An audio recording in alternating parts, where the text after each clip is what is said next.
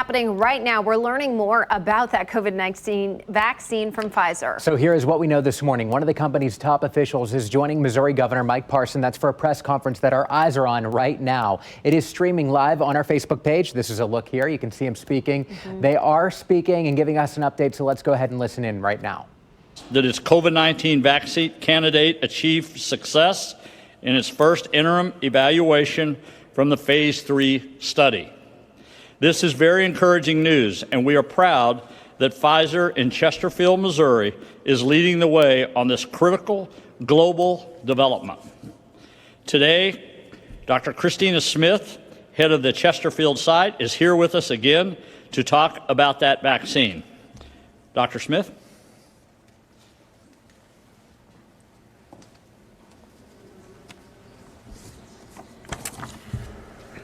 Good morning, and thank you, Governor Parson. My name is Christine Smith. I was born and raised here in Missouri. I currently live in St. Louis County. I went to school at Mizzou. Proudly have my tiger paw pin on today. I am currently the site leader for Pfizer's research and development site in Chesterfield. On behalf of Pfizer and the entire team working out of our Chesterfield facility, it is an honor to be here, an honor to be back here today. And as I stated at this podium in May, to beat this pandemic, it would take science, it would take creativity, it would take the resolute will of passionate researchers around the world, including right here in the state of Missouri. I'm here today to share a progress report, and I am excited to say that the results so far are very encouraging. Pfizer has announced that the vaccine candidate we are developing with our collaborator, BioNTech, was found to be more than 90% effective in preventing COVID-19 in participants having no evidence of prior SARS-CoV-2 infection. This was the first interim efficacy analysis of our phase 3 study. It was great news, and we are very excited and encouraged by these initial results. We didn't know the data until the analysis was performed by our external, independent data monitoring committee, and we did not know what it would reveal. We still have more work to do, however. The study is continuing until we reach 164 confirmed cases. When we reach this agreed-upon number that we agreed upon with the FDA, we will better understand the potential of our vaccine candidate. In partnership with BioNTech, we began enrolling in the phase 1 study in April, followed with the initiation of our phase 3 clinical trial in July, with over 43,000 participants enrolled across the world, and over 39,000 who have received a second dose. The design of this trial has allowed us to move urgently while preserving the highest quality and safety standards. Pfizer would like to thank the large number of people who volunteered for this trial, including many Missourians. This has helped us get this far with such speed. In addition to collecting efficacy information, the next steps include providing the safety data that the FDA has requested for our participants. That is, safety data 60 days after their second injection of the vaccine candidate. Although we have not seen any serious safety concerns, I cannot underscore the importance of knowing more about the safety profile of our candidate. We will know more about these results in the coming weeks before we submit the file for emergency use authorization. And we are preparing the necessary manufacturing data to submit to the FDA to demonstrate the safety and quality of the vaccine product produced. If all those data are sound, the company expects to seek an emergency use approval from the FDA and then could start distributing the vaccine by the end of the year, because we, that's Pfizer and BioNTech, have already started to make it. All Missourians should be very proud about the fact that so much of the process development work on this vaccine was performed here in Missouri. Over 200 of our employees at the Pfizer Chesterfield Research and Development Facility have contributed to the development and production of our COVID vaccine candidate. I just want to remind everyone the vaccine candidate that Pfizer and BioNTech are developing is a messenger RNA or an mRNA vaccine. So once that mRNA of the vaccine is inside the body's cells, the cells use the instructions to produce the protein antigens, which are recognized by the immune system of the vaccinated individual, and this generates the immune response to the antigen.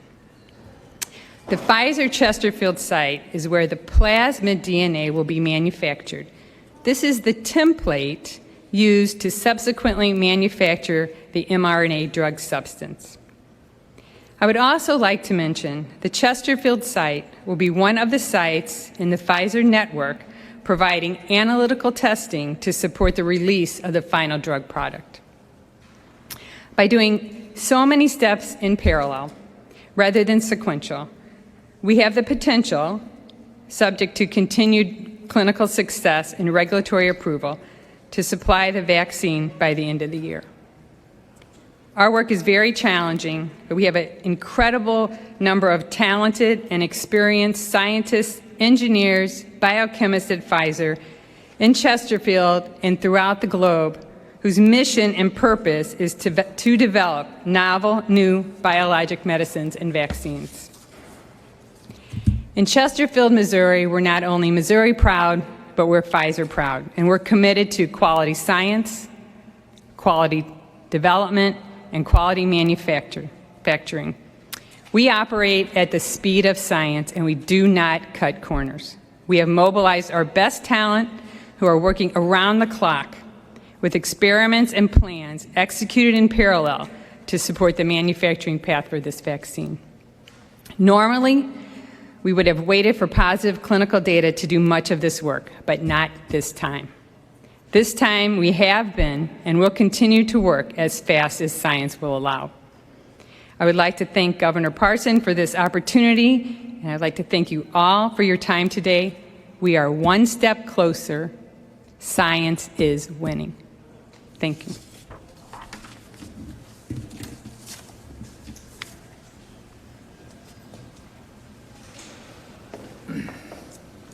Thank you, Dr. Smith.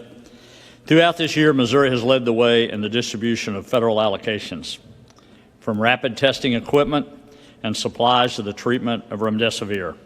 Missouri has been considered a leader in the area, and this will only continue when a vaccine becomes available. We submitted Missouri's COVID-19 vaccine plan to the CDC last month, and we are fully prepared to take action as soon as a vaccine becomes available. In addition to planning for a vaccine, we must also continue to look at the guidance we're issuing at the state level to make sure our procedures are sustainable for the next several months. We have been working hard with DESE and the Department of Health and Senior Services to find a solution that allows us to continue providing a high-quality education to Missouri students, while still ensuring the safety of students, teachers, and all school staff members. Because transmission within our schools appears to be low, and masks continue to be effective in slowing the spread of the virus, Missouri is modifying its guidance regarding when students and educators should quarantine after being exposed to COVID-19 while in a school setting. Today, we are announcing the appropriately wearing a mask may now prevent individuals from being identified as close contact in K-12 schools. This new guidance applies if a district or charter school has a mask mandate in place and all individuals are wearing their mask correctly during the time of exposure. As long as they do not begin to show symptoms, those close contacts may continue to attend school in person.